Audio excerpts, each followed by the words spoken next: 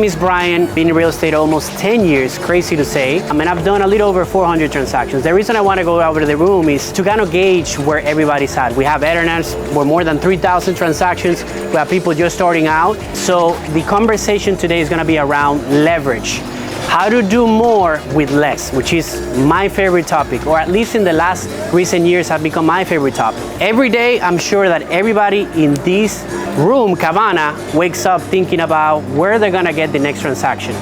Well, I wake up thinking about what can I do today to exit real estate transacting. And I know that it sounds very contrarian thinking.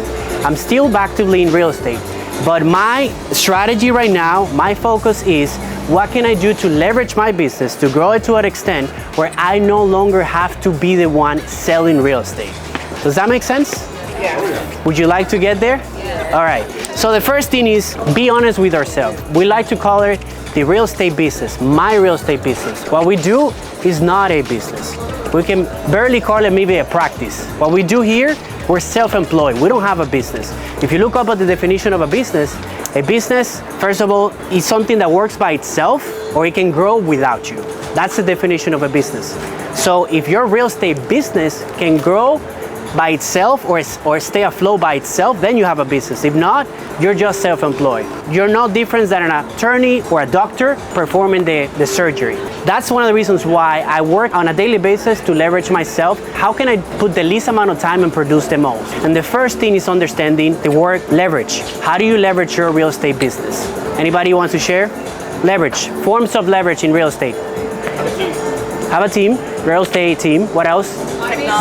Technology, systems. What else? Assistant, automation. What else? You guys said it all. All of these things are the things that actually help you leverage real estate. In my team, I have 3 people, 3 full-time members. I have an operations manager.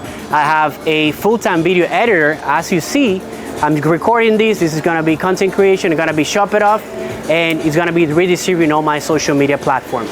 I'm doing a lot of social media, and that's why I invest a lot of time, resources into it. And another person that I have is a full-time assistant, somebody that helps with transaction coordinator. He helps with answering the calls from the MLS. The very first thing that you want to leverage as a real estate agent, what do you think it is? What specific task within what we do on a daily basis is the first thing that you think that we should leverage? TC work, exactly. TC, transaction. I had a misconception. My first transactions, I was like, well, I don't need a TC. I want to learn and implement myself. And yeah, well, some of that is true. You don't need to. From the very first transaction in real estate, you should hire a transaction coordinator. That's called leverage, right? What is the second thing maybe that you can leverage after that? Once you have all your transactions run through by a transaction coordinator, which, I don't know if you guys knew this, you can charge your clients, buyers and sellers, that fee. What do you think is the first thing after that you can leverage? Showing agent. Yeah, could be. But there's something better. Your personal assistant? It could be a personal assistant, but technology. But the very thing, for example, is you shouldn't be the one answering the calls on the MLS. That's the first thing after having somebody taking care of your transactions, having an assistant, full-time, part-time, somebody that answers those phone calls for you. Why? Because it's very annoying. I hope anybody here does that. I put all the information about the house, how is the roof, the AC, and then they call me, how is the roof and the AC, because a buyer's agent didn't take the time to read the description that I work hard to put in. So you shouldn't answer your calls on the MLS. Once you get to a certain point, certain level, that you can leverage that and hire somebody else. What else after that? You mentioned showing properties. That could be the next step. I know that we're there, we like to see properties with our clients, we like to show the kitchen, the bedroom, but at the end, ultimately, you can outsource that. You can hire other licensed agents and pay them a fee to show properties for you. Do you guys knew that? Yes. You can do that. What else? Not just showings, but also like inspection, appraisal, photography. Yeah. You don't have to go to your inspection and spend 2 hours there. You already got the property under contract. There's just so much that inspector is gonna point out. You can leverage that. You can send another agent and be there for you. When I started my real estate career, I didn't have any transaction. And you can be, if you're starting and you wanna make a few $100, you can be that showing agent for another agent. Do you guys know that? When I started, I didn't have anything in my plate, and I want to implement myself, I want to learn. So I don't know if you guys are familiar with Larry Reader's team, implantation, one of the largest real estate team here in South Florida. So I became the showing agents for all the buyer's agents. So I was showing on a weekly basis, I don't even know how many properties, but they were paying me like $30 per door. So every week I was showing properties. I was making about $500 per week showing properties for them. What that helped me do was, since I didn't have any buyers, I was experiencing and learning with other people's buyers and sellers, going on photography, going on inspections, and learning from that, and also get paid on the side. You guys can do that. I even have a WhatsApp group where if anybody newer wants to join on a weekly basis or anytime that I need a showing, I just post there. And if you're available, want to jump in, apply yourself, learn how to show a property, go around, see, and also help you to preview the areas. I was born in New York, but I was raised in the Dominican Republic. I moved in this country 10 years ago, the same year that I started real estate. So I didn't know anything here. A lot of you guys grew up here, were raised here, you know the areas. I didn't know anything. So that was one way to get familiar with the areas. So when it was time for me to work with my own buyers, I know the areas. I know where Plantation was, where the school are, and all of that. Any questions so far? So going back to what you mentioned earlier as far as hiring somebody to answer the calls for you, you have a virtual assistant for that, or is that a specific? Yes, that's a great question. That's local, or? I mean, in today's world, day and age, anything can be virtual. So it's very easy to leverage, and especially paying somebody overseas, it makes it way easier and cheaper with today's technology. All you got to do is have systems. My good friend Melinda knows about that. You train their staff, and they can do everything remotely. So my full staff is in the Dominican Republic. My brother is my operations manager, and we have 2 team members over there. I picked DR because the conversion, but it could be in Colombia. You're from Colombia, right? I mean, a lot of people have staff from Colombia. I chose to have everybody over there because I go visit my family, and guess what? I also have a lunch, breakfast with my team, and also keep that team culture with them. But you can hire people from the Philippines, from anywhere in the world. All you want to do is have somebody obviously proactive, but also with a good English. It's a great question. I would say you should hire someone from South America because we're in South Florida and yes. Spanish speaker. Yes, that's a good one. Reality. Any other questions? There's a premium difference between the Americas and the Asian support team. So definitely for the speaking, yeah. But if you want a VA to do back end, not public stuff, data, I have a VA in the Philippines. It's a lot cheaper, and her schedule is different than mine. So she's working earlier than I am. So by the time 8 o'clock comes around, she'll tell me what my whole schedule will go through my whole schedule, make sure I don't miss anything. But she's in the Philippines, so it's her and I, and she does most interaction with other people through email. Not a lot of public-facing stuff, but if it's public-facing, I do agree that it's got to be someone from the Americas. Yeah, nowadays culturally just more aligned, even if they're not just culturally more aligned. That makes sense. Yeah. just Also in the Philippines, they're very timid, so on the phone. That's what I mean by the cultural differences. Part of it. it's all of that to take into consideration. Another thing is the holidays. Is it a country with a lot of holidays? Right now is Dominican Independence Day, so my staff is not working today. So because the way that we set it up, they're gonna take the holidays over there. But the good thing is that my holidays here, that I'm resting, they're working for me. So that's another advantage too. It's something to consider. You had a question, right? No, I was just saying, as a new agent, how would I join your WhatsApp? WhatsApp group, yeah. After here, just we can connect and I can add you to it. Question here? I started with Google Voice as incoming calls, so I stopped giving out my personal cell phone number. That's a good way of like having incoming calls directly. Yeah. What systems are you using for like the incoming calls, or do they have a separate line? It's Skype. So we have Skype that basically serves as a wall between the numbers. So I have my CRM is Follow Up Boss. It's a very good system. It provides with a phone number. So I attach that number I reroute that number to my Skype account, which can be connected to any number or any call outside of the US. So that's kind of like the line, and you connect directly. I'm gonna give you guys 5 reasons why most people don't scale in real estate. Again, I've been doing this for 10 years, and a lot of agents, we think one-sided. We only think about working with buyers and sellers. We get one buyer, and then until we get under contract, we close, we don't think about the next one. That's very short thinking, short-minded. It's called the 5 assassins of leverage, or you can call it character traits that we all have. You can have one of them, you can have 2 of them, you can have all of them. Mindset blockers. Mindset blocker, if you want to call it like that. The first one is the staller. Those are the staller. The staller. Yeah, those are the people that just think too much before making the decision. It's like probably a lot of you, or some of you, hopefully none of you, hear what I'm saying and then don't implement anything that I say. You're stalling. It makes sense in your mind, but you don't apply it. You stall, and never make a decision. Getting ready to get ready. Getting ready to get ready. You're the type of person that receive an invoice and just, you know how to pay it, but you just don't pay it, it's not gonna pay itself. This is stalling. Then you have the other one, which is speed demon. The speed demon is all the opposite. Those people that make decisions too fast.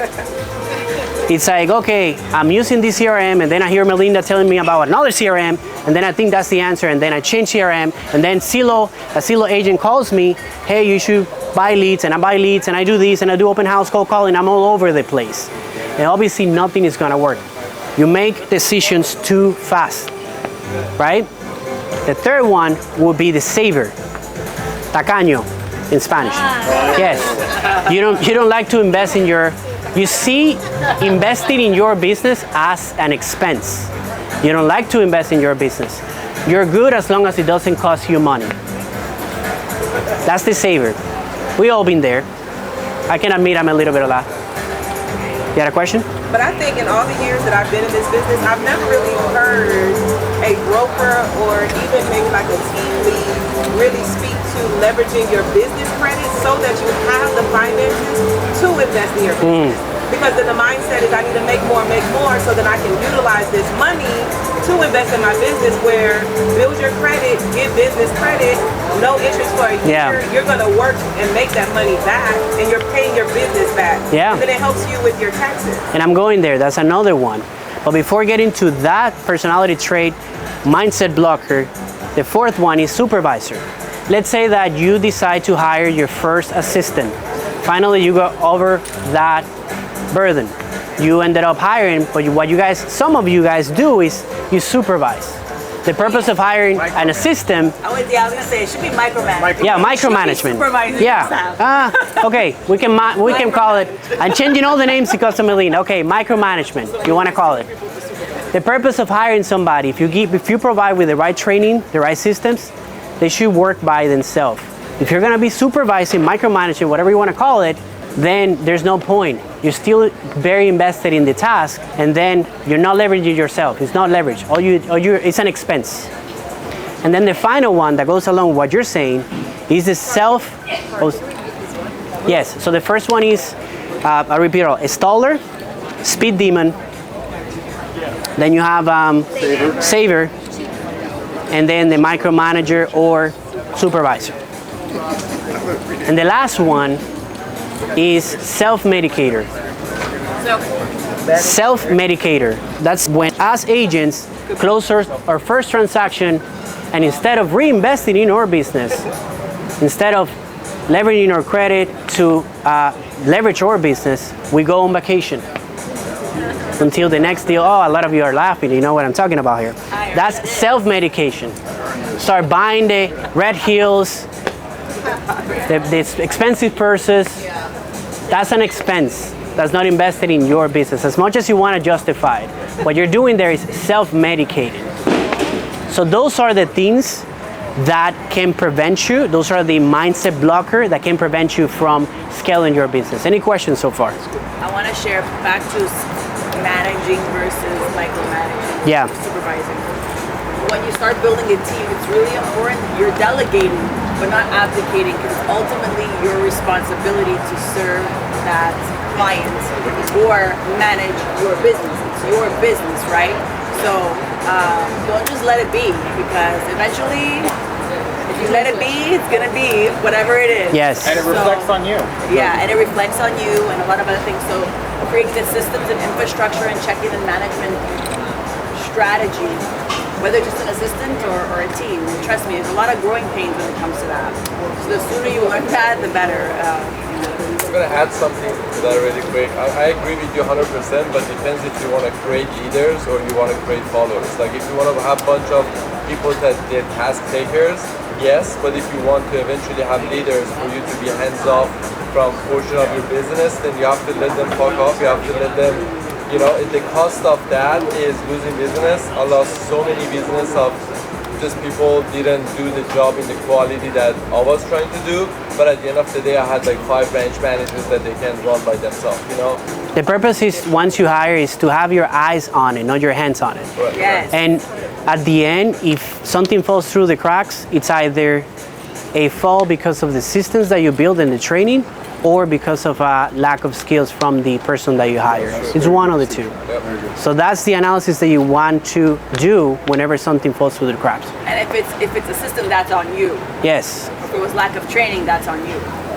So you But learn that's from the each VA. one. That's the VA issue, right? As realtors, we'll get a VA, but your VA is only as great as the training that Yes. you, realtor, provides to them to learn your system, learn your business model so that they can implement it and you can then scale up. But we're so busy, and I'm talking out loud, but I'm talking to myself. We're so busy. And it's like, when do I have the time to sit with you? Like, girl, just read it and learn. Yes. But no, that's not how it works. And then it collapsed. And it's at the end of the year when you're doing your business, what worked or didn't work, it comes back and I have to have a hard conversation with self.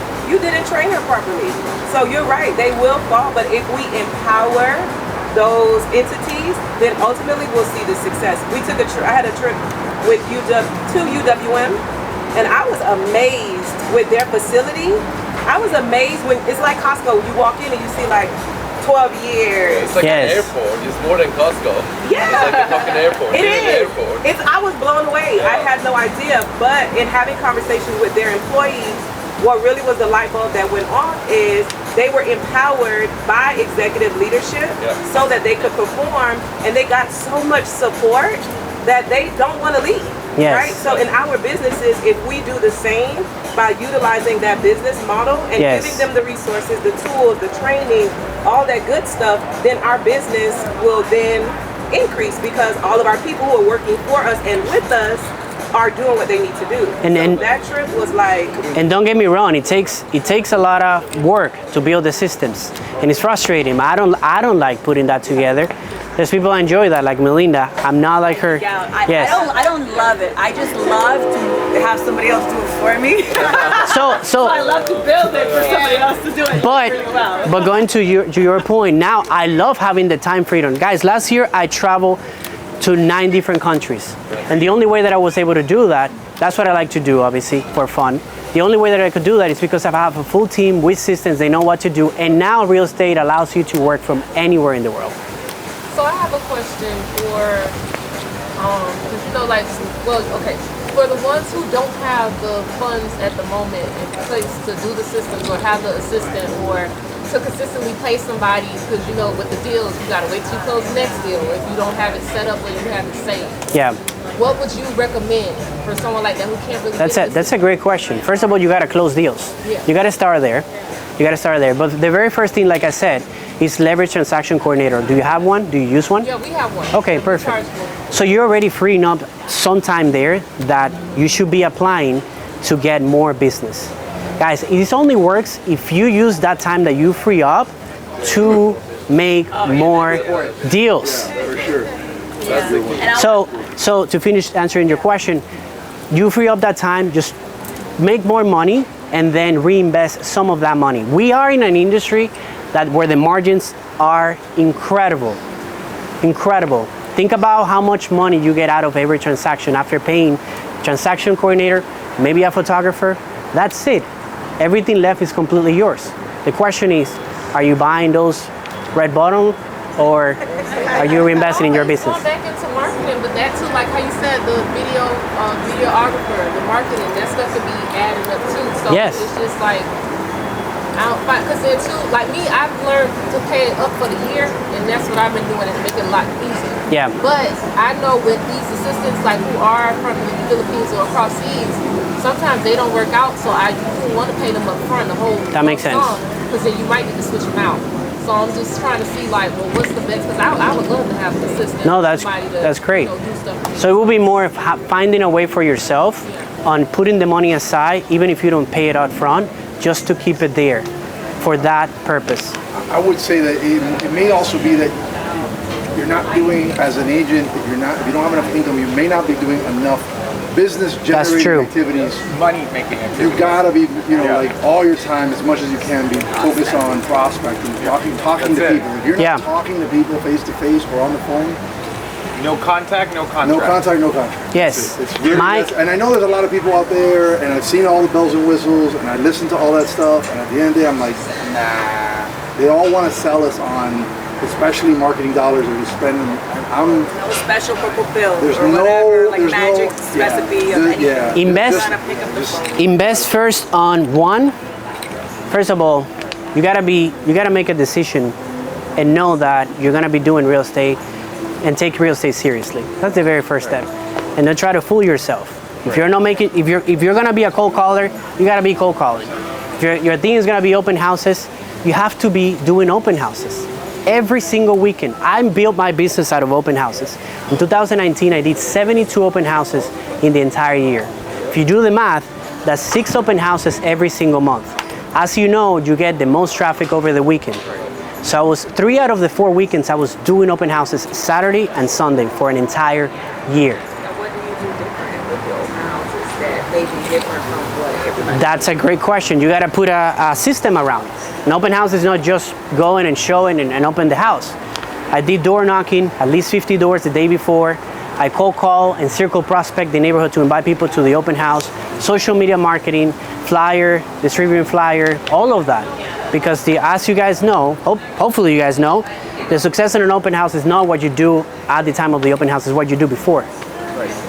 So whatever you choose as your prospecting source, business source, you gotta take it serious.